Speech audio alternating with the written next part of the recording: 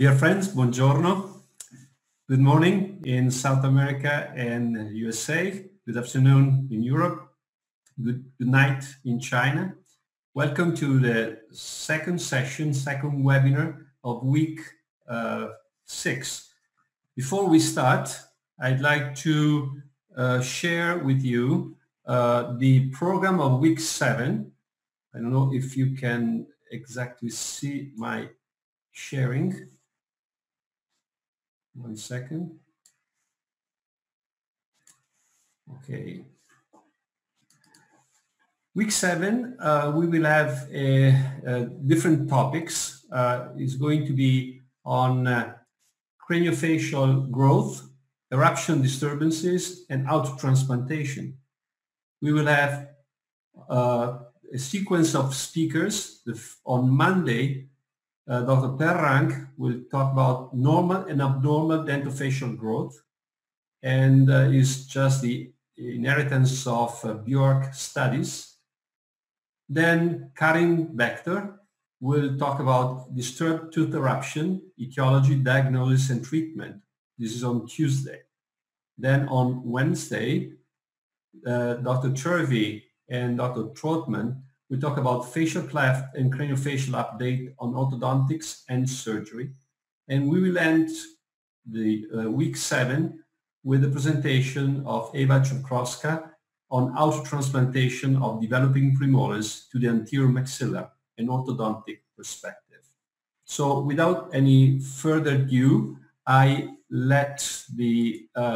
hand over the floor to Yves to introduce the speaker and the moderators of today.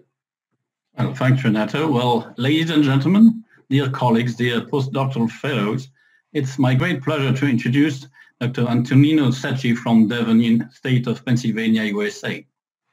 Dr. Secchi is originally from Chile, but with Italian grandparents, and he came to the US and more specifically to the University of Pennsylvania to earn there his DMD, his certificate in orthodontics, and a Master of Science in Oral Biology.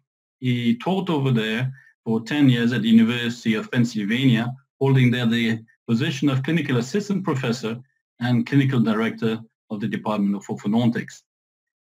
He's a diplomat of the American Board of Orthodontics, and Dr. Secchi has published in various dental and orthodontic peer-reviewed journals in the areas of treatment mechanics and straight wire appliance. By the way, he wrote the chapter Contemporary Mechanics using the straight wire appliance in the last 2 editions of the famous Graeber textbook.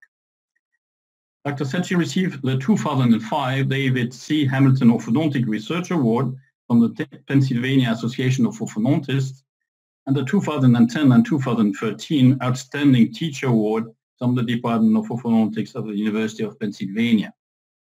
Dr. Secchi is the founder of the Complete Clinical Orthodontics System in collaboration with Dentsply GAC and the Secchi Institute.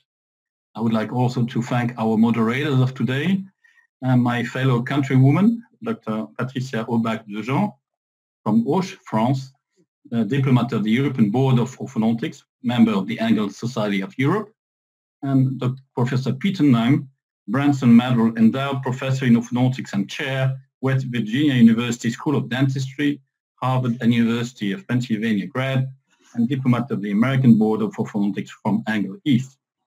The title of Antonino's lecture today is Class 2 Treatment, Emphasis on Diagnosis. Ladies and gentlemen, dear fellows, please welcome warmly Dr. Secchi. Antonino, we are all ears. The floor is yours. Thank you very much, Yves. You're welcome. So I will share my screen now and start with the presentation. So before we start, I would like to thank Ute Schneider and Renato Cocconi for this amazing idea of putting these presentations in these difficult times where everybody's at home. I think it's a great way to share what we do and around the world. So thank you very much again for inviting me, and I hope I can share a couple of things in these amazing topics that is class 2 treatment. And I wanted to emphasize the diagnosis. So I also want to use this moment to remember one of my dear mentor, Dr. Slik van Arsdal, great professor, mentor, and friend, a member of the Anglo-Saxon Society too. He was chairman of the University of Pennsylvania for 27 years. So when people ask me, so how do you treat class 2? The answer is a little bit complex, because what are you treating, or what do you want to correct? Are we talking about increased overjet, class 2 molar relationship? Are we talking about retrognatic mandibles? Are we talking about prognatic maxilla? So we can't just say we treat class 2 with this way here. We use functionals, we use extractions, we use surgery. So I think it's confusing, specifically today. There are so many appliance-driven orthodontics that everybody has the new gadget that is the best one to treat the class 2. But then you start using it, and for some reason it doesn't work in some cases, and you don't understand what happened. Case selection, did I miss something? So you can't put class 2 in just one big package. We need to be more accurate in defining what are we trying to achieve. So is dental, is skeletal? And if it's skeletal, how you diagnose that it's skeletal? Are we using the right tools? So also we know that class 2 by definition is a sagittal dimension. So what are the implications of the vertical dimension and the transverse dimension that is so important for us at the University of Pennsylvania in the class 2 treatment? So I want to touch a little bit upon those things too. So yesterday I was listening very carefully to Dr. O'Brien, and he mentioned some of the articles that they were published in the literature, in the Cochrane Review. And very interestingly, one of the titles was Orthodontic Treatment for Prominent Upper Front Teeth, basically overjet. And they put in parentheses class 2 malocclusion. So this is what I would treat in. I would really treat in only overjet. Are all the overjets the same? Can we treat all the overjets the same way? So I was pretty amazed by the type of research that is being done. So here, please look at these two little diagrams where I have the same overjet in these trays that I sort of, I'm showing you just one part of it. So you can have the same overjet. Even you can have the same A and B or very similar, but you can have completely different patterns that will react to your treatment completely different. Basically, you have completely different mandibles. You can have more vertical, more horizontal growers, and we need to understand this to be able to predict and also utilize the right tools for the treatment that we want. So it's not just the overjet. By just focusing on the overjet, we can miss a lot of things. Even by using the A and B, we can be completely off. So we need to see a little bit more than that. So what happened with the intracranial planes that most cephalometric analysis uses, like the Frankfurt plane or the Selanesian plane, they're very variable. So there's a lot of variability, and you can have different angles on the SNA plane or Frankfurt horizontal, and that will give you a completely different reading of how the upper and the lower jaw relates. And we use those supposedly to analyze skeletal relationship, and it can be completely off. In fact, Arnett, the famous surgeon, in 2004 published in the American Journal of Orthodontics an interesting paper where he said, look at, I have here two identical tracings, and the only difference is how angle is the Selanesian plane, and it's giving me two completely reading. One is said that the maxilla is too protruded, and the other one is saying that the mandible is retrognatic. So you can see that also can happen the same thing with planes like the Frankfurt horizontal. So what about the vertical? As I pointed out before, the vertical is really important. Angular measurements, specifically angular measurements, such as the A and B that we use every day, can be affected tremendously by the vertical dimension. remember that the angles, they open. So the more long is the face, the same angle can show that the synthesis is way more retrognatic than if the face is shorter, and you will have the same A and B. So again, is the A and B a really great tool to analyze class 2 cases? I'm not sure. I use it, but it's not just the only number that I use. In fact, I really like when it comes to cephalometrics to dig into the Bureau-Jarabag analysis, because it's telling me the pattern of the patient, whether it's growing or it's not growing. It's telling me how that mandible is positioned in the face and how my treatment is going to respond to the mandible and the chin projection. In fact, I like, and we don't have time to go over the whole Jarabag analysis, but it has relationships that are very important about the mandible. And it has also relationship between the ramus of the mandible and the anterior and posterior cranial bases. Also has angles that are very interesting, that they can tell you where the mandible is positioned in the face, if it's too far back or too far forward. And what we find a lot is a lot of compensations. But we need to know if there's very well compensated naturally or if it's not. And also the lower gonial angle that I use a lot to define whether the mandible is growing vertical or not. And all of those measurements and many more that the Bureau has, they're very helpful to understand what are you dealing with. I mean, imagine comparing this to just, let's say, the Steiner analysis, where the only thing that you have is just the A and B. I mean, the A and B really doesn't tell you anything. In fact, the patient that I'm showing you right now, the cephalometric that you're seeing, is based on Jarabag, a beautiful mandible. Is a class 1 patient, and the A and B is 7. So if I have to do a research using A and B, I'm going to put those cases into the class 2, while those are really class 1 with very good mandibles. So having said that, let me start showing you some cases where we can see some of the ways that I use to correct class 2 in different type of patients again.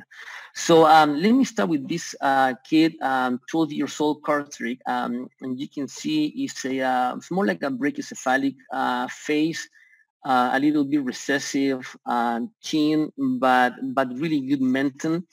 You can see it's a class 2 div 1 if you look at the intraoral views, and it's a flaring upper incisors, so that would be an increased overjet. That would be probably part of the subject of a study if you consider people with a overjet of 6-7 millimeters. But when it comes down to the cephalometrics, I will define this case a perfect class 1. I mean, the mandible is 70 millimeters, which is 1-to-1 with the anterior cranial base. I have a gray ramus, so this is a horizontal grower that every single millimeter of growth is going to go forward with a very good synthesis.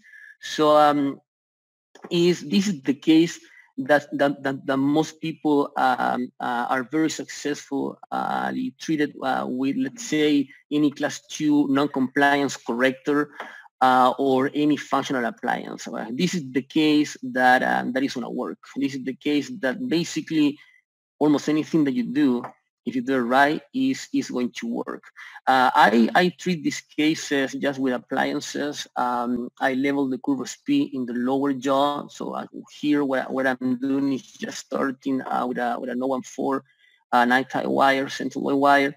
I go to the 2020 Bioforce arch wire, and then when I get to the stainless steel in this particular case, I decided to put a couple of night-tie coil springs between the canine and the molar, and to level the lower occlusal plane.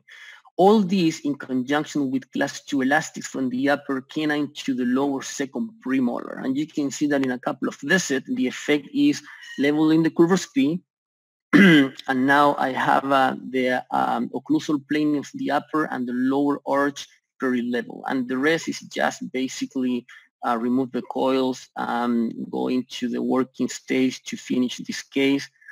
You can see here the occlusal. Yes, with the coils, I gain a little bit of a room. The molars were, I wouldn't say distalized more than 1 millimeter, but beside the rotation, a little bit of distalization plus the reverse curve.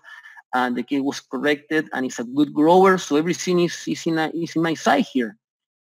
And this is the finished case. And this is 2-year post-treatment. And would it look like a big class 2 with a big overjet, and that being actually a very nice class 1 after treatment, a good grower. We knew that because we used the right tool to assess that. And you can see the CEF before and after. And this is the cephalometric before and after, which is within the norm for a brachycephalic case. What about this case, John? Little bit different, 13 years old.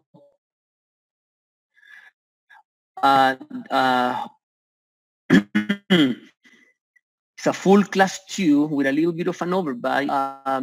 When you see the CEF, to me, this is a class 1 skeletal. I have a great mandible. The mandible is 79 millimeters compared to the anterior cranial base that is 80, is 1-to-1 ratio. I have a ramus that is not bad, it's 49. And I have other numbers. The only number that is a little bit off is the lower gonial angle 78, that is telling you is mesocephalic to a little bit dolicho, but that's the only thing. And I decided to treat this kid many years ago using headgear. And that's the VTO. This is the superimposition with the VTO, where I kind of hold the maxilla for 1.5 to 2 years and allow the mandible to grow and to fix this class 2, at least from the skeleton standpoint, and then use braces to class 2 elastics. So at this point, I would like to mention in this particular case a paper that it was published many years ago by the group of Iowa. And basically what this paper is saying, and there are many more that they say the same thing, is basically watch class 2 deep 1, because many of the class 2 deep 1, they have transverse discrepancies. There are many ways that we use to diagnose transverse discrepancies, but this paper is saying, please pay attention to it, because by the time you realize there is a transverse discrepancy, it's kind of late. After you correct the sagittal, you will see how big the transverse discrepancy is. So it's better to diagnose the transverse discrepancy in every single case before we start. That's why in this particular kid, before we start treatment, he was narrow in the upper jaw compared to the lower jaw. So we use an expander, as you can see over there. That's after the expansion is done. And then after the expansion is done, we just place the braces. And again, I start with a centraloid wire going to a 2020 Bioforce wire, and then in the working stage, 19 by 25 stainless steel to level the occlusal plane. I use again, as I said, for a few months, headgear, and then I switch to class 2 elastics, as you can see right there. Here is the final arch wire before we remove the braces, just to fine tuning the occlusion. And here's the case finish, 1 year post-treatment. That's a 4-year post-treatment. And this is the extra photograph. I'm sorry that I'm not so good. The kid is pointing down. I should have a better shot. And this is the cephalometrics. So I mean, he was basically, based on the A and B class 2, based on the Euroback, for me was a class 1. So the pattern was again in our favor. And you can see the superimposition, how the maxilla was held by the headgear and the mandible grew a little bit. So different case than before, different way to treat it. So let's see now a phase 1 case and a phase 2 together. So this is Caitlin, 11 years old. As you can see, has an ectopical upper incisor and a class 2 malocclusion with crowding. So at this point, my main goal was to, of course, give her some aesthetics, because socially she had a huge problems with this type of malocclusion. And of course, if you can see the cephalometrics, again, I mean, it is, I could say, slightly vertical. When you have a lower gonial angle of 81, it's kind of in the territory of the vertical mandibles. The ramus is not very very long. So the DMB7, however, the mandible length is not bad. So what I did first, because of the transverse discrepancy, I put an expander. I expand the case, and right after the expander, I follow with a sort of a 2x4 to align the upper teeth, and you can see how it changes from here to here. And that was basically, believe it or not, only 8 weeks. And then another 8 weeks, I was in the 2020 Bioforce. That was basically the end of this phase 1. I accomplished what I wanted, which is correct the transverse dimension and give some aesthetics. And this is the upper and the lower arch after these few months of phase 1. And then after that, we waited a little bit and we start phase 2. And phase 2 was basically just full braces, level the occlusal plane, and stainless steel arch wires coordinated. And then, of course, some class 2 elastic. Our typical pattern is short class 2s from the upper canine to the lower second premolar if the case is a non-extraction case, like here. And then just the final arch wires were vertical elastics to get a better coupling. And we remove the braces. That's the appointment that we remove the braces. That's why the gums, they don't look that great. That's a little bit later. And this is our case within 2 years post-treatment. Here is the extraoral views post-treatment.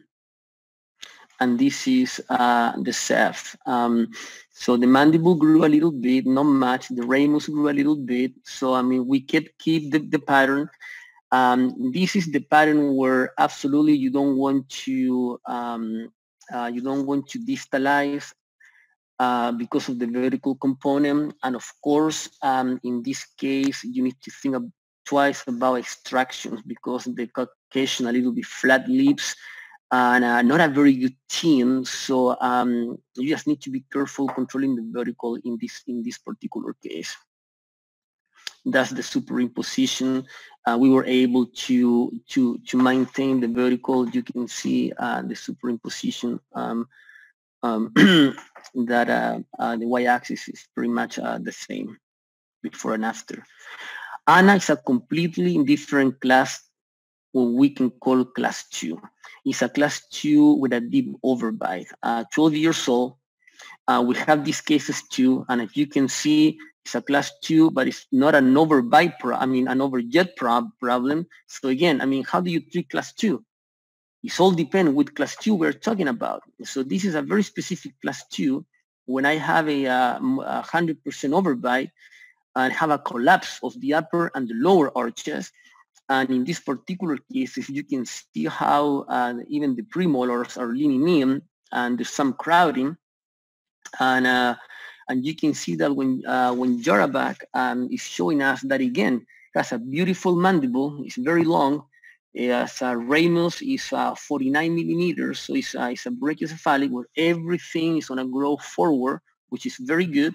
And the main problem in my eyes here is, of course, how the incisors are related to each other, and they are all retroclined, and that's why the overbite.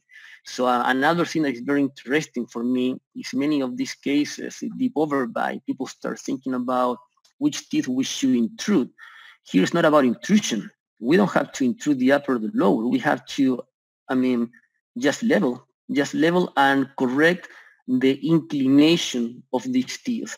And that's why, as you can see, my VTO was basically just torque the upper and the lower teeth procline and give them a normal inclination for a brachycephalic pattern. And that was basically the VTO. That was my plan. And at this point, it's interesting to notice another thing, that most of these cases that they have this class 2 end on with a lack of inclination of the incisors, they have a reduced arch perimeter. So at the what you do by proclining the upper and the lower incisors to restoring the normal inclination or torque, if you want, basically you also can increase the arch perimeter, and that's something very, very important to understand. Andrews many years ago noticed that. He says if you have a lack of inclination of the upper incisors and the lower incisors, even if the canines are too upright and you're in a class 2, if you bring everything back to a class 1 and you don't restore the inclination and the tipping of the canines and the inclination of the upper incisors, you will have spaces in the arch. So you need to do that to increase the arch perimeter and to have a good final occlusion. So and also the deep curvus P. So we need to level the curvus P, and that is due basically through the arch wire sequence. And in these very, very brachycephalic deep by cases, I use a reverse curve that I do it in the 19 by 25 stainless steel arch wire. So you can level the curvus P in the lower jaw if you don't procline and you don't get the right torque in the uppers. And of course, we use class 2 elastics in these cases. Why class 2 elastic? Yesterday they mentioned it in the lecture. I mean, you can use a lot of class 2 correctors that they will do the same. In my mind, the easiest one is the class 2 elastics. I mean, there are many appliances that they can do the same. I mean, if you're willing to pay more money for them. I mean, class 2 elastics are really easy when people understand how they work, and you have to get these kids involved in treatment. They were really great. These non-compliance appliances, I mean, if you have a non-compliance patient, I mean, make sure that you convert him in a compliance one, because maybe you can put a class 2 corrector, but he's not going to brush, he's going to break the bracket, so I mean, at the end it's the same. So we've been very successful, I guess, in most, not all, in most of the kids with these class 2 elastics. So we level the occlusal plane in the upper, we level the occlusal plane in the lower, we restore the inclination, and that's how we correct the malocclusion. So we start here with Anna with an 014 centilloid arch wire. We go to a 2020 bioforce, and when we have the upper jaw level and we create like a little bit of an overjet, we start with the lower arch just for comfort. We delay that a little bit. We erase the bite in the back with some stops so she doesn't bite on the brackets. And we level the upper and the lower, and when we get to the stainless steel arch wires, at the second visit, we take the lower arch wire, stainless steel, we put some reverse curves of P, we coordinate the arch wire back again, we put the class 2 elastics, and the arch wire will level little by little the occlusal plane until it's level with the upper.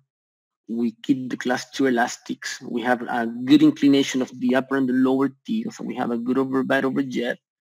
And basically, we put the final arch wire with some fine-tuning things, and we took the braces off. So this is Anna after treatment is completed, 4-year post-treatment. This is Anna. You can see her profile.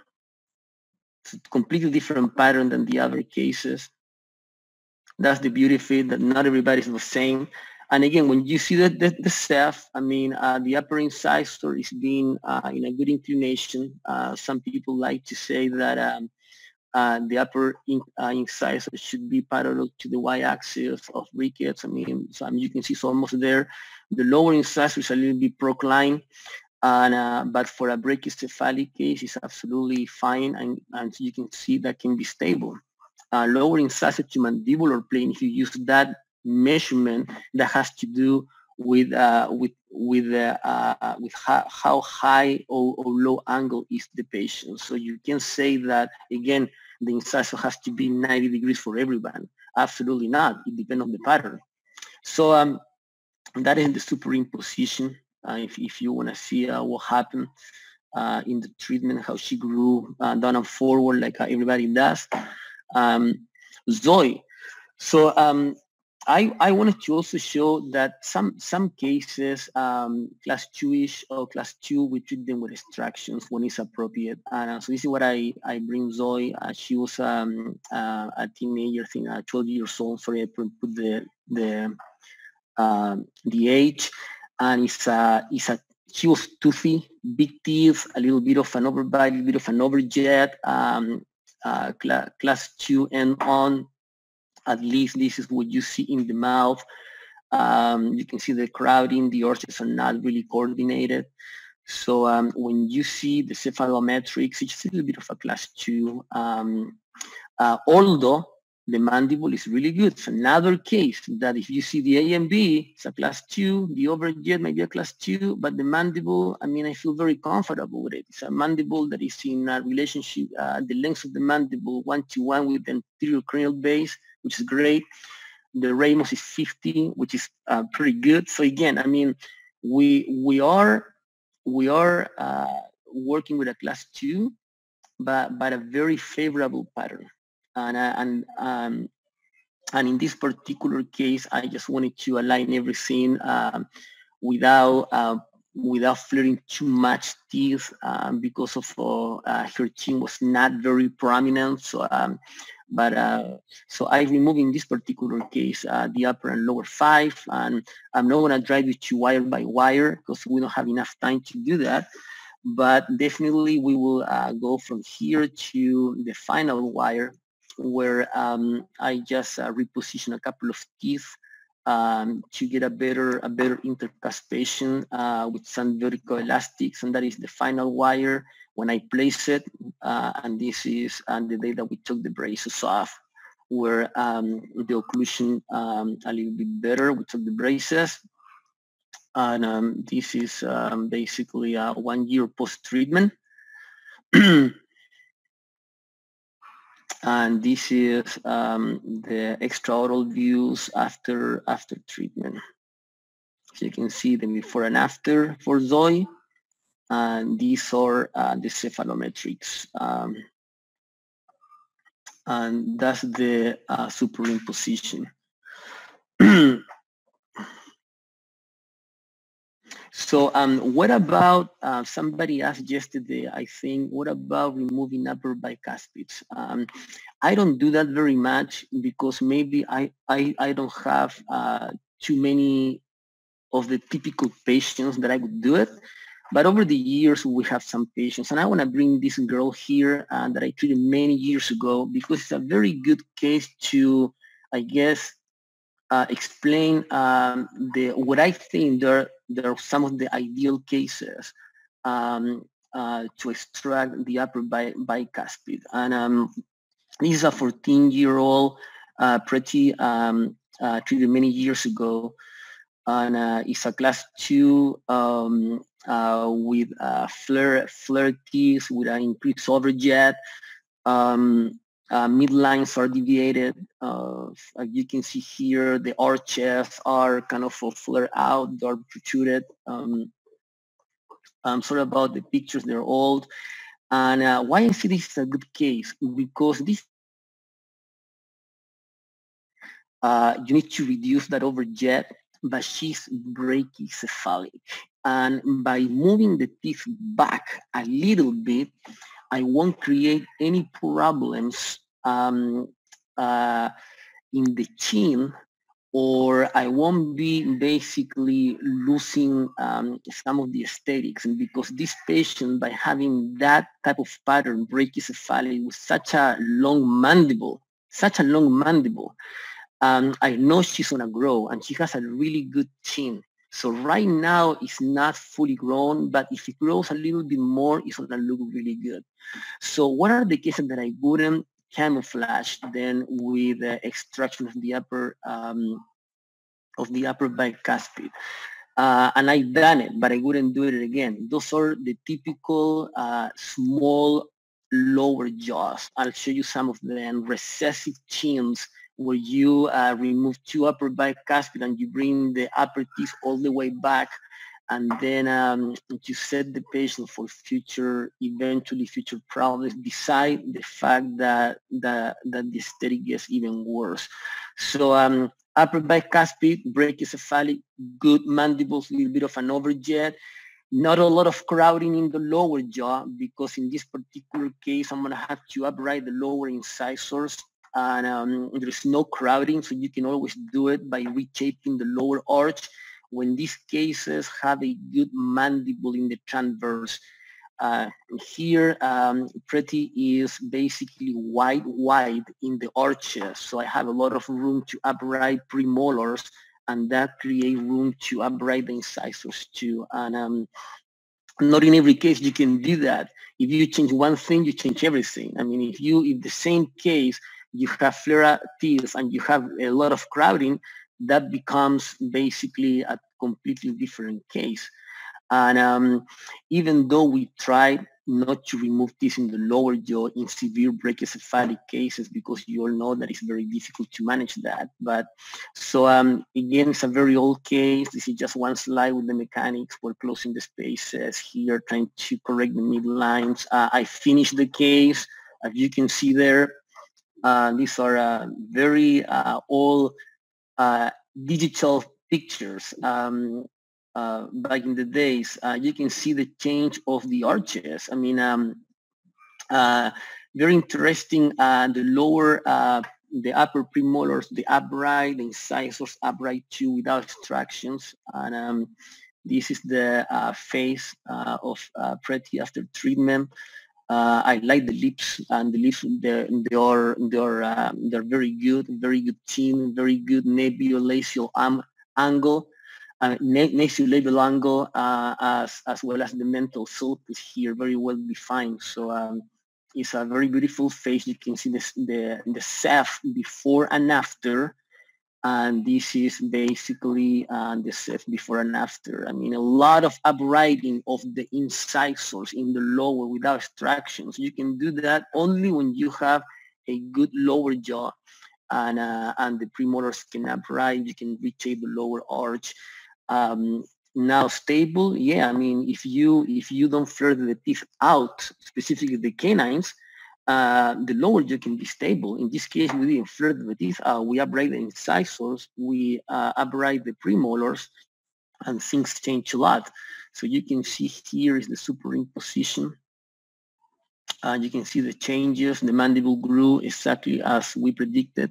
Forward, chin projection is pretty good. 2-year post-treatment, that's how it looks. And that's how the upper and the lower arch, they look after 2 years. So now, what about Madeline? Class 2, completely different patient here. So we have a 9-year-old, and I know it's tough when you have these 9-year-olds, and that you know, if you do the right analysis, that is going to be a surgical case. And people start saying, well, she's 9-year-old, what can I do? And maybe we can do a little bit of an orthodontics and see, you know, if it works, maybe the surgery will be a little bit less. There's not such a thing like a smaller surgery. So those are the cases where people get in trouble because they try to do things that they don't work. Here, don't even think about distalizing, using a class 2 corrector, the latest one that is available, because it's not going to work. Or at least it's not going to work to get a decent result. If decent means an occlusion of facial aesthetics and function and everything. So in this particular case, what can we do at this age? Definitely, we can do some orthodontics just to correct any social problems. In this case, they were not, but the upper jaw was really narrow, so I expand the upper jaw. You can always expand the upper jaw, do a couple of braces just to get some aesthetics, and then just wait until the patient grows, and then basically plan for the surgery, because there is nothing in this world that I know that is going to change that pattern that you see right there. This is a class 2 high angle case with a very, very precarious size of the lower jaw and size of the ramus. This case is not growing well, and it's not going to grow well. There's no vertical control. There's nothing that you can do in this case that is going to change the pattern. So those are the cases that you will need to identify and basically do as much as we can, solve the problems, make them happy, but explain them that, of course, in this case, I wouldn't take upper bicuspids. I've done it, and I regret that. And in this case, yes, I mean, I can fix the occlusion, no problems, but that will be just one part, and I will leave the face like it is. So you can see here, I put an expander. At that age, we expanded, we kind of correct some of the alignment in the upper jaw, but other than that, I wait. And then look at how she grew. She's now 15 years old, and those are the patterns. And of course, it didn't get better. I wasn't expecting. This is a very bad mandible. Many of these people sometimes develop joint problems. Not all, but some of them.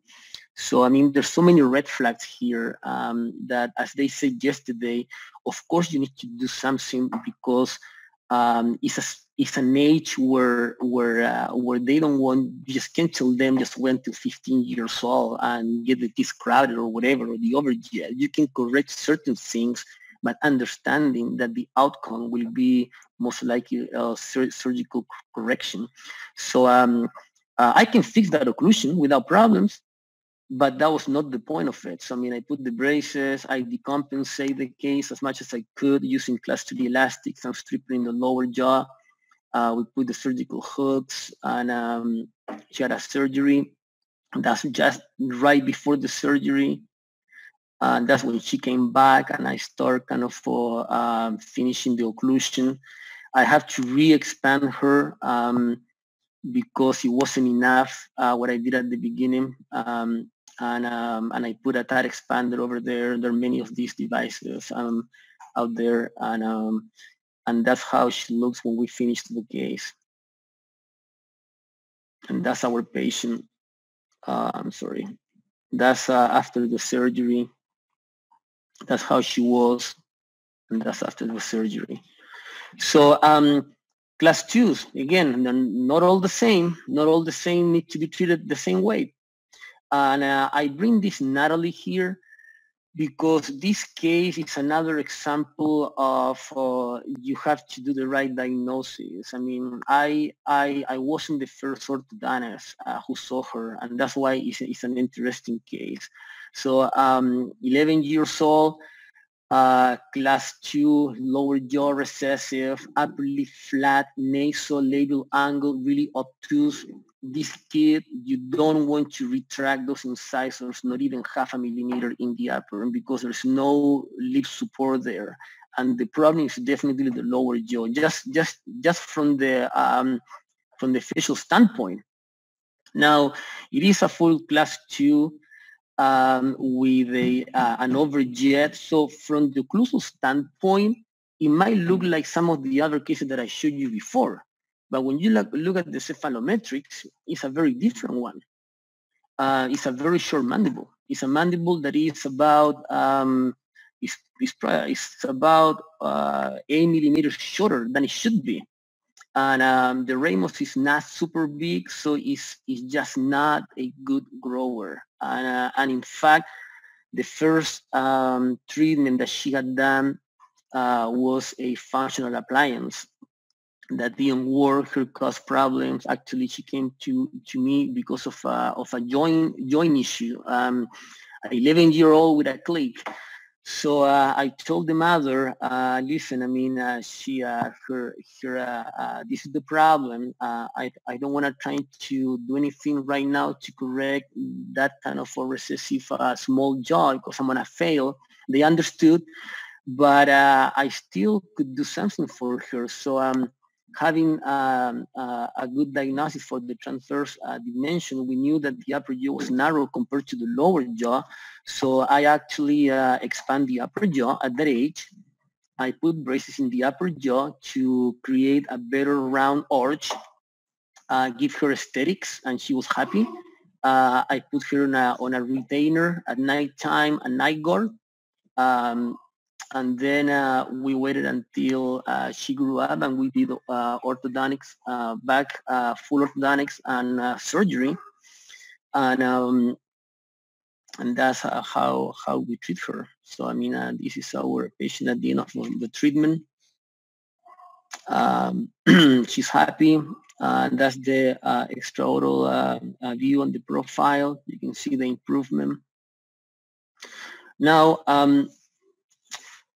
I would like to finish with this case, Patricia, 59 years old, because of all the things that we have talked, also about class 2s. Right now, there's a hot topic that is airways. And as long as your treatment doesn't damage or create conflicts with the upper airways, I think that the camouflage is good. But in this particular case, Patricia came to my office almost 60 years old because she had already diagnosed mild to moderate sleep apnea. So she kind of knew what she was going on. So I explained her that we could fix her bite, but and she was told before that probably she needed a kind of a surgical intervention. So this is what we did. So right now it's really important to pay attention to those things because if you go back to the 9-year-old kid that I just showed you, or the 11-year-old with recessive jaws and vertical jaws, those are patterns that eventually, in the future, they're red flags for some sleep disorders. I'm not saying they will get them, but they're red flags. So I used to camouflage those with extractions of the upper teeth, bring back, and those are not the right cases to do that. But Patricia is an example of these corrections. So I put her on braces. Now you can see here I did an STO. You can see the pre-treatment. The blacks tracing is a short mandible. Yes, the A and B is 9, it's pretty severe. But again, I mean, doesn't tell me much. I mean, what it's telling me is that the lower jaw is very short. It's almost 10 millimeters shorter than what it should be. Interestingly, so I did an STO, and based on where the teeth were, I predicted I could move them. We planned for about 5.5, 6 millimeter of advancement of the lower jaw for Patricia, and this is what we did. So I had to level and align again, then level the occlusal planes. I used class 3 elastics to create a 5.5 to 6 millimeters of overjet, so decompensate what she had. So then we have the BSSO and the mandible advance. So this is just after the surgery, and the rest was just do the final touches here, there. We typically spend between 4 and 6 months after the surgery before we can take the braces off for good. So this is just finishing. So we took the braces off. And this is 1 year post-treatment for Patricia. And this is the final result. You can see compared to the before. This is the after. And a very happy patient, and improve, of course, the upper airway function. So class 2 in summary, I mean, it is a complicated topics again, because I don't think when you say class 2, you're defining really the problem. And I think that that's why there's so many different treatment modalities, and everyone comes with the new gadgets here and there. But if you're gonna just tell me that your treatment definition is an overjet or an A and B, I think that you're calling for trouble. So my summary that I would like to share with you is class 2 malocclusion is too unspecific if you say just class 2 malocclusion. So we need a better definition or diagnosis of the problem to really understand what we have, so we can solve them with more consistency. In my opinion, overjet and A and B, they're not great indicators of the class 2 complexity. I use them, but I mean, I don't base my whole diagnosis on them. Important is to evaluate the mandible, of course, the size, position, and growth direction of the mandible. Transverse discrepancies are commonly found in class 2 malocclusion, specifically class 2 deep 1. So we need to pay attention to make a proper diagnosis of these transverse problems. And camouflage is okay for class 2 as long as facial aesthetics and airways are not compromised. So having said that, I mean, in this very short 45 minutes that I have, this is what I brought to you guys, and I hope it can help. And I'm pretty sure there's some questions, and I think that we have time to answer them. So before we go to the questions, I want to thank you again for your attention. And now we can go, Peter. If there's any question, I'd be more than glad to answer if I can.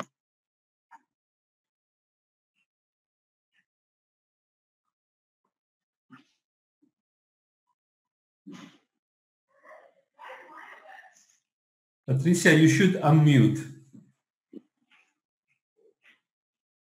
It's okay now? Yes. Can you hear me, Renato? Okay. Yes, yes. Thank you very much, Dr. Secchi, for this great presentation with your so fantastic cases. For the moment, we have questions regarding many topics, a lot of mechanical questions, and some of them are for diagnosis. The first question which came was from the son of our friend, Dr. Joseph Bousseral. You know him very well, I'm sure. And the first question was, thank you so much, doctor, for the great presentation at first. And then how was the big protraction of the upper incisor treated in the first case? How did you gain space to retract the upper anteriors? Do you have explanation for getting place for this first case? Yeah, so I know the case you're talking about. It's the first one. The first one, yeah. with the proclination of the upper incisor. Yeah. So again, I mean, this particular case, if you remember, was a brachycephalic case with really good arches. It's just that basically the malocclusion that he has tapered the arch in the front and flared them, and it's just it's a little bit of geometry. I mean, if you have an arch. If you have an arch like this or like that, if you sort of expand the arch, of course, the front part will kind of come back a little bit. Now, we don't expand the arches just dentally because that's not really stable. But his transverse discrepancy was normal. I mean, so the upper arch was pretty wide with the lower arch, brachycephalic square face. It's just that the malocclusion tapered those teeth. So in that particular case, it was just about arch coordination and proper torque of the incisors. And that's how we actually brought those teeth back. Very similar to answer the same question, but in the lower arch, I mean, how can we, in that patient that pretty, how we upright the lower incisor so much in a case where you do extractions? And it's the same phenomenon. I mean, is that the arch is pretty wide, but the teeth are compensated forward. So as soon as you upright them, the teeth can in the front can upright. Now the trick is that you can do that in every single case. This is why you just need to analyze every case, and if you have the right arches, then you can have that sort of a response. But if you have a small upper jaw, crowded with protrusion, I mean, it's not going to happen. Okay, thank you. It's up to you, Peter. Do you want to ask the second question? Sure. Peter? Dr. Shashi, thank you for the excellent presentation, and I'm pretty sure the graduate student really appreciate, the different variety of class 2 cases that are diagnosed differently. That treat with one cookbook methodology. Now, you mentioned about the transverse dimension, which need to be addressed before you actually address the surgical correction of class 2. Now, if a patient does not have a posterior crossbite, how do you assess or diagnose the transverse dimension and decided to do expansion prior to treating the class 2 problems? Yes. So that's a very good question. I mean, we don't really see much whether there's a crossbite or not, because a crossbite is totally dental compensation. Let me put it in this way. You can have talking about class 2, you can have a huge sagittal skeletal discrepancy with no overjet because the teeth are compensated. Or you can have a class 1 skeletal discrepancy where the upper incisor is really far out because of a habit. So in the same way in the transverse, you can have a very narrow upper jaw compared to the lower jaw, and you don't see any crossbite because the teeth are compensated in the back. So there are many different ways that we can use to analyze that. I show a couple of PA-CEF, posterior anteriors. That's the legacy of Dr. Van Arsdal that taught us how to measure the transverse discrepancy at the jaw level using a PA-CEF, and there are 4 landmarks, 2 in the upper jaw, 2 in the lower that we use, and there is a analysis that actually was developed long time ago by Ricketts that can be used. Now, in the recent years, we've been more sophisticated, and we've been using something very similar, but even better, using CBCTs, cone beams. That, I mean, it would be another big explanation, but the main point is you have cases where there is transverse discrepancies and you don't see them because of the teeth are camouflage, and you need to have a tool to understand if there is a skeletal discrepancy between the upper and the lower jaw in the transverse. Okay. Now, if clinicians or PA-CEF, could they just take a set of study models, study cast, and just advance the mandible to a class 1 skeletal position and just see if there is any shortage of canine width? Absolutely. We actually do that in kids sometimes, so the parents can see with big overjet. You can tell the little kid, can you just move the lower jaw forward until the overjet is kind of soft, and you see that suddenly the teeth are in crossbite in the back. So that's another way that you can do with the models too. Absolutely. Yep. Yes. Thank you. Patricia? Yes, I have a question from Europe regarding widths. Do you think that the evaluation with widths is a good diagnostic tool? Yes, you know what? I use it. Actually, in the set that I was showing there, I have a lot of numbers, and one of them is the width. I use it too. It's way better, in my opinion, than the A and B.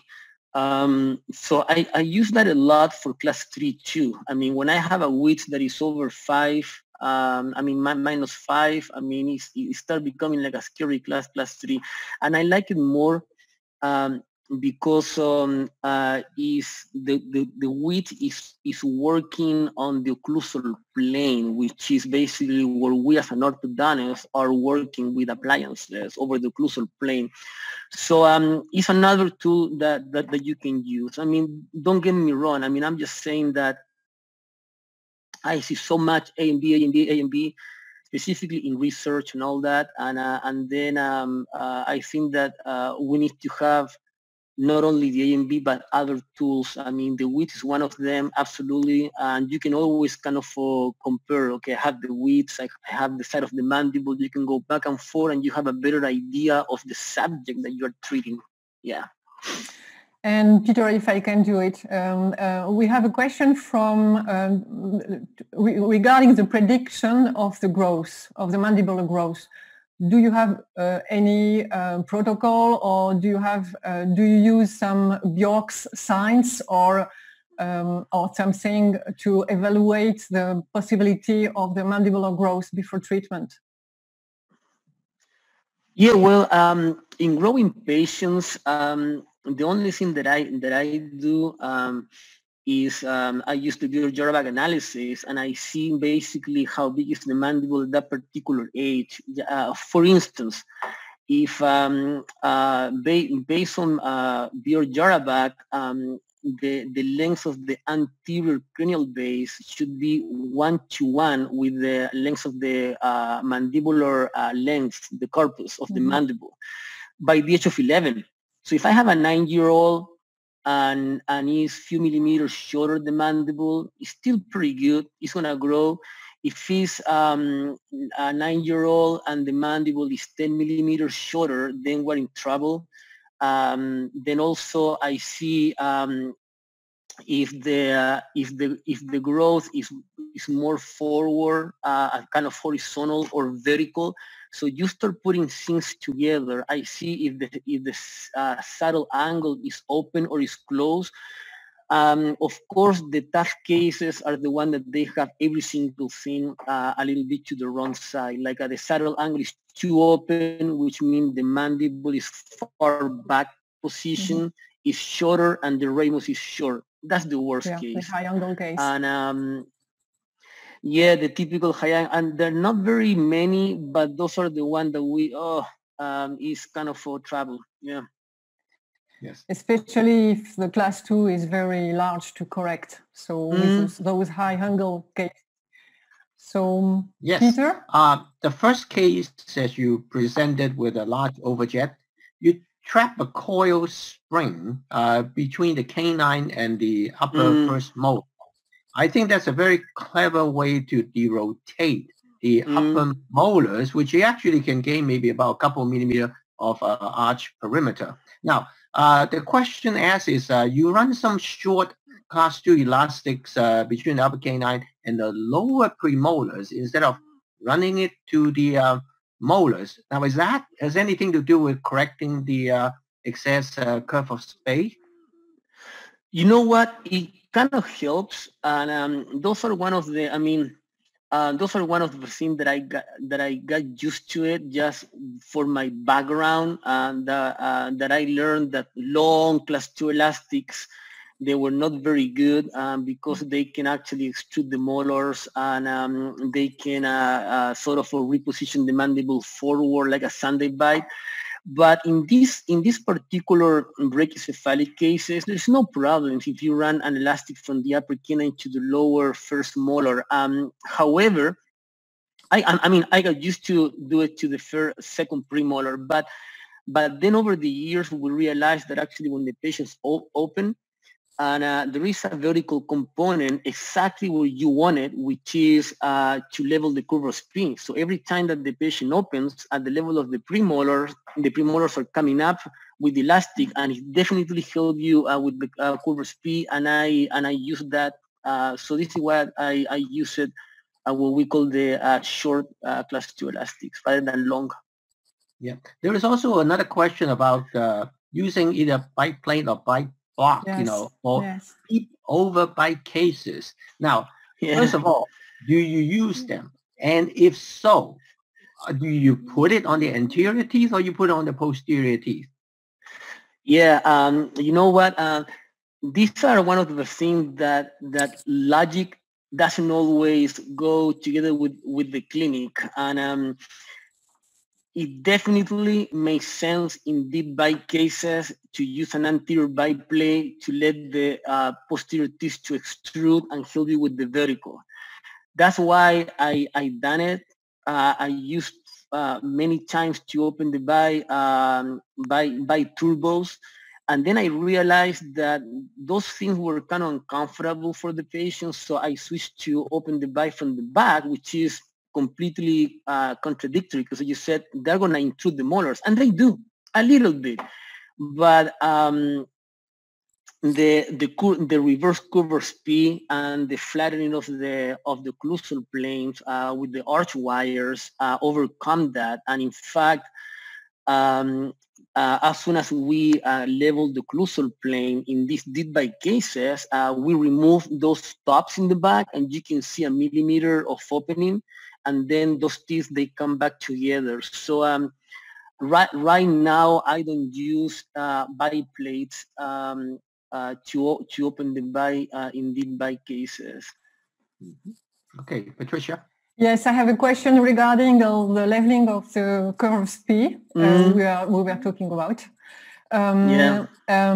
This is the main problem when you need to level these curves P with very deep bite cases, very severe deep bite cases we were talking on. So do you use always reverse curve on stainless steel, or do you use it on night eye, for example, night eye wire? Yeah, I use it always in 19 by 25 stainless steel arch wires, and they need to be very very rigid, con a stiff arch wire. So not every stainless steel is the same. So make sure that the one that you use is very stiff. I don't use the night eye because with the night eye, I don't feel myself that I have a lot of options to customize it.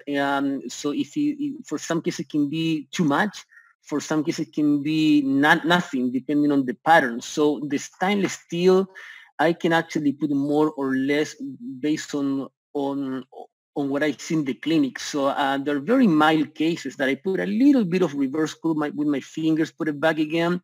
There are cases that I put a lot.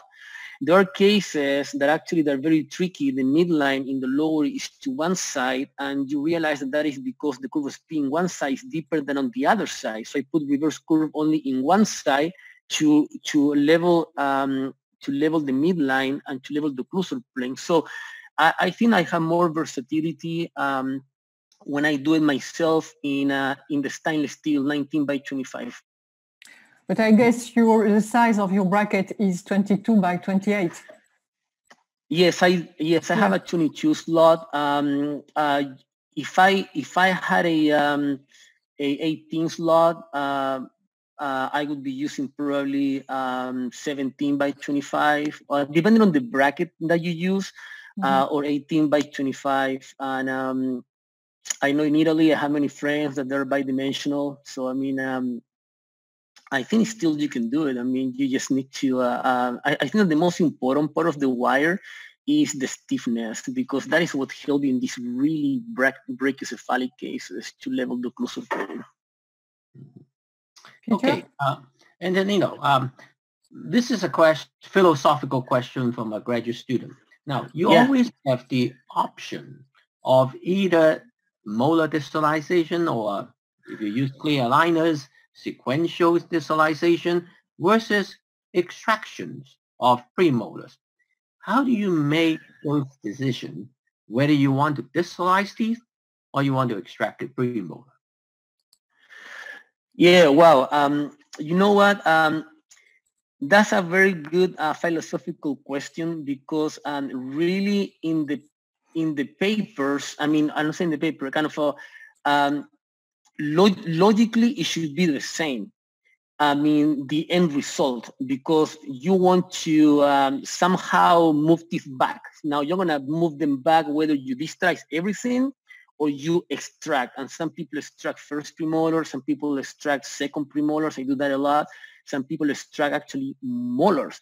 So I would say that definitely, I would say do not distalize if you have cases that they are more vertical cases. Basically using the Yara bags. If you have a short ramus and you have a vertical component like a big lower gonal angle, I wouldn't distalize. I mean, because that again is difficult to control the extrusion of the molars in those vertical cases, and you can actually end up worse than if you extract in these cases. So that would be the only thing. When you start talking more about low angle cases, brachiocephalic, is when we start in the territory that absolutely we can in some cases distalize. Let's say a little bit of an overjet, brachiocephalic, there's no crowding, it's just sagittal, then you can distalize few millimeters, maybe 2, 3. I mean, at least I cannot distalize more than that. And if you need more, some crowding component, other things, then you can start thinking about extractions. Thank you, Patricia. Okay. Yes, we have a question from Ute. Hello, Ute. I hope you're well. Antonino, great presentation. But what about any specific mechanics for hyperdivergent patients? Don't you ever use skeletal anchorage devices to prevent molar extrusion? Yeah, you can do that. And again, I mean, there's always cases that are going to be tough, extremely tough. I mean, as I said, I show one that even if you remove the molars completely just to over-rotate the mandible, it's not going to happen. It's just going to be bad. But there's some cases, and I do believe this, in my opinion, I do believe that, thanks God, we treat, most of our cases are basically within the Bell's curve, the 75%. And they're more class 2, more class 3, but they're still within what we can do with orthodontics. So, and the more you get kind of outside that is when you start getting problems. But skeletal anchorage, it does work, absolutely. And I don't use it very much. I used to do it at some point. For some reason, it's not, I would say, very popular in the last few years in the US. Interestingly, it became popular lately with the tats for the expanders more than any other thing. But yeah, I mean, if you have a case where you actually can do a VTO and you can see how much outer rotation you need, and that will tell you how much intrusion. That's how we used to do it. We used to plan for how much intrusion I needed. Definitely tats can help you to at least control the vertical in the back. There's no question about it. I mean, it can help whether you use that or plate. Yeah. Peter? Yeah, one of the challenge of correcting a class 2 malocclusion is to control the proclination of the lower incisors. Now, unfortunately, when you have a class 2 malocclusion, you already have a procline lower incisors. It's kind of like buy one, get one free. That's a challenge. Yeah. So now, if you start out with a procline lower incisors, now obviously you can use brackets that have a negative chalk on the lower incisors. Yeah. Now, you also show a case that you extract upper 5 and run class 3 elastics to retract the lower incisors. Now, is there any other magic on it, secrets about the control of lower incisors that you utilize in your practice that might be helpful to the graduate students? No, the one thing that I use beside the brackets and the arch wires is, of course, to analyze the space that you need. Where do you want those incisors? And in some cases, a little bit of interproximal reduction. I can tell you this is totally clinically, in my experience, there's nothing that I can put a paper on this. Call a paper because I don't know, but in my experience, after several cases that I have analyzed the before and after, I know that the lower incisors, if there's no crowding, I can upright them with some stripping and power chain. I can upright them easily 5-6 degrees. I've done more than that, but I would say to be very consistent, 6-7 degrees, I can do that. Now, if you have crowding, that's a different, then you have to start adding that you need more space. And at some point, it's just impossible. You're going to end up either flaring them a little bit, or you're going to end up doing some extractions. The thing is, how much flaring are you willing to accept? And I think that's depend on the facial, on the skeletal pattern of the patients. I know that brachycephalic patients, you can cut the incisors in 100-140 degrees, very stable. Without any problems, because I've seen that happening in actually non-treated patients and treated. So if you start getting more dolichocephalic, then you can go beyond vertical. It's going to be even less, 88, 87. So it's all depend on the pattern of the patient. Okay, Patricia? Yes, thank you, Peter. I have a question from Pepe Chakes, our friend of the Angle Society of Europe. Pepe, I don't forget you. I can ask a question for now. Besides the possibility, the question is, besides the possibility of a forward position of a point for dental-alveolar reasons, are there true skeletal maxillary prognathism? I had never heard, this is a comment from Pipe, I had never heard of a maxillary setback done in orthodontic surgery. Typical question of Pepe. I love you, Pepe. Yeah, and you know what? I got to tell you this, me neither. Because I'm pretty sure, and I don't work in a hospital, so if somebody is working in a hospital setting with UC syndromes, maybe yes, but in the routine cases over the last, I don't know how many years I've been practicing, I haven't seen really any cases that I can come to my mind where I needed to exactly do that, set back the maxilla.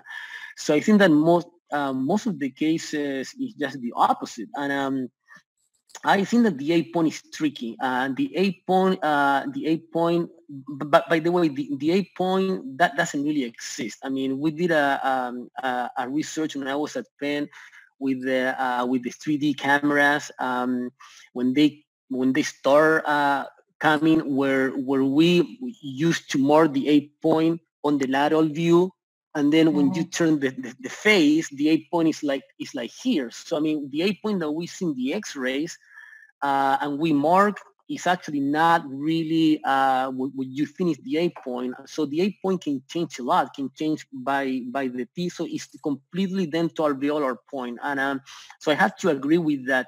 I don't see very many cases that I could say, Jesus, I would like to move the maxilla back. Yeah. Yeah. I hope that the Pepe is okay and fine. Thank you. Thank you for your answer. Thank you. Peter, it's to you. Okay. Now, if patients are not cooperative in wearing class 2 elastics, would you consider using any type of fixed functional appliance for class 2 correction, or would you really prefer using TAD instead, just to resolve that patient compliance issue? Yeah, you know what? I think that both ways would work if you have somebody who's not compliant. So I think that is based on what people are used to it in clinical practice. I mean, I know many people, and we all do the same. You start using something that you like it, and then it becomes something routine for you, and it might not be a routine for the guy next door, but you feel comfortable with. So I mean, I would say that I'm totally fine with using TAD or class 2 corrector fix, and there are many, and they're all pretty good. I think the only thing that I could say is trying to choose the right patients to do the class 2 correctors, because remember that the class 2 corrector is like a full-time class 2 elastics on steroids, so they will definitely move the molars back maybe a little bit. They will flare the incisors. They will level the occlusal plane.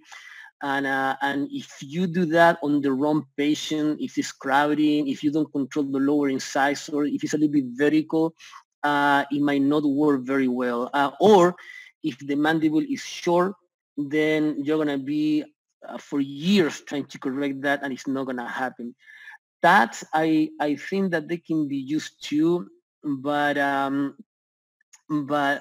depending on how you use them. I mean, that are anchorage. So I mean, if you want to distalize with that, maybe if you do extractions. But I just saw an article published recently where they do a herbs appliance with that. And herbs without that, and my question is, I mean, I don't know. So I mean, why are you anchoring the TAD? The herb with TAD. I mean, that's really improved. It doesn't improve. Sometimes the articles that you read statistically, they find differences that they are clinically non-significant for me. I mean, do all the effort to gain 2 millimeters. 2 millimeters. They're not going to help me very much in the typical case where we have traveled, you know what I mean? So, but that's just part of the everyday fight that we have. Yeah. Well, one more question is, we have quite a few graduate students really admire the finishing of your cases. Thank you. And they were wondering, how do you settle the posterior occlusion, and what is your retention protocol for class 2 cases? Do you have a special secret? No, for finishing. Yeah, the secret really is bracket placement. I learned, and Renato can, and Peter, you guys know very well Dr. Larry Andrews. I mean, I learned from him to put the bracket on the FA point by eyes and get the practice to do it. And at the beginning, you have to reposition more. When you get more practice, you just can put the bracket in the right spot very often. And then when you do that and you level the occlusal plane, basically things start getting better. And the 6th key, almost every key has an application to the mechanics. That is, it's not the right time right now to talk about it, but key number 1 to key number 6, we can find an application in the mechanics, in the wire sequence, and the type of wires that we use. We can justify that based on the 6 keys of occlusion. So this is really important. Renato, may I ask the very last question, please? How can I say no? Yes. No? Okay, just your finishing wire. What is your finishing wire? I have a question regarding this one. You have special finishing wire. I saw that it's well, a multi-braided wire. Yeah, it's a multi-braided wire, and that's a wire that is being used for finishing for many people for years. And the reasoning is the following: it's a rectangular wire, stainless steel, that can eventually sort of fill the slot or almost fill the slot. So you can run vertical elastics without having the typical problem that you will roll the teeth in, like Larry Andrews says. Like, you use vertical elastic from the buccal and the teeth occlude, but they open from the lingual, because you're using round wires or no wires. Some people just put elastic without wires. So final wire has to be rectangular, has to have some flexibility. That's why it's braided. So the teeth can accommodate with the rubber bands. And I use that only for 4 weeks because if you overdo it, then you start paying a price for it too. And do you ask to your patient to chew chewing gums with this wire? No, I mean that's the old tweet things that they used to put the holly retainers and chew a lot gums. I don't tell them, but I don't think it will hurt if they do that. I mean, there's no question about that. I mean, you chew and the teeth accommodate. Yeah. Okay, I finished. I'm sorry, Renato. Very sorry. No, I'm perfectly fine, Alicia, but you are the queen. I think it's time to stop the webinar. I'm sure that we could continue with questions forever. So thank you very much, Antonino. But it's time now for Yves to close the webinar of today. Yves, please. It's yours. Right, thanks, Renato. Yeah, Antonino, well, thank you on behalf of everybody to have shared this outstanding material and those extremely well-documented cases on class 2 treatments, which are the bread and butter of our orthodontic practices. I would like to thank also our moderators of today, Dr. Patricia Aubach-de-Jean from the Angle Society of Europe and Professor Peter Nang from Angle East. Remember that this week, after Professor O'Brien and Dr. Sandler's excellent lecture yesterday, and after today's superb presentation from Antonino, we are keeping going on with our class 2 treatments. Tomorrow we'll have 2 speakers, Dr. Mauro Cozzani from La Spezia, Italy, former Boston University graduate. He is the only orthodontist to be members of the Angle Society on both sides of the Atlantic. If I recall, he's a member of Angle East and the Angle Society of Europe. And Dr. Antonio Manni from Racale, Italy. Well, both will talk about herbs treatments, not about the herbs appliance introduced initially by Emil Herbst, the 5th International Dental Congress in 1909 in Berlin.